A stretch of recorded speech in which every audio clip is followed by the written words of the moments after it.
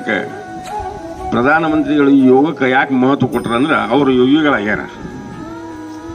ಅಂದ್ರೆ ಪ್ರತಿಯೊಬ್ಬರು ನೀವು ಭಾರತ ದೇಶದೊಳಗೆ ಹುಟ್ಟಿದಂಥ ಮಕ್ಕಳನ್ನ ನೀವು ಯೋಗ ಕಲತ್ತ ನೀವೇ ಸದೃಢ, ನಮ್ಮ ದೇಶ ಸದೃಢ ಆಗತ್ತೆ ಅನ್ನೋ ಆತ್ಮವಿಶ್ವಾಸ ಅವ್ರಿಗೆ.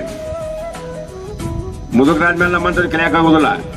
ಯಾವಾಗ ಬಾಲ್ಯ ವಯಸ್ಸಿನೊಳಗೆ ಮುದುಕರಾದ್ಮೇಲೆ ಕಲಿಬೋದು, ಹೆಂಗೆ ಕಲಿಬೋದು? ನಿಮ್ಮ ವಯಸ್ಸಿನೊಳಗೆ ನೀವು ಯೋಗ ಯಾರು ರೂಢಿಸುತ್ತಿರಲ್ಲ ನಿಮ್ಗೆ ಯಾವುದೇ ರೋಗ ಬರೋದಿಲ್ಲ. ಮೊದ್ಲೇಕೆ ನೀವು ಕನ್ನಡ ವರ್ಣ ಮಾಲಿಕ ಆಸ್ತಿ ಅಂದ್ರೆ ಹೊಲ ಮನಿ ಎಳ್ಳೆದದ, ಅದಕ್ಕೆ ಇದಕ್ಕೆ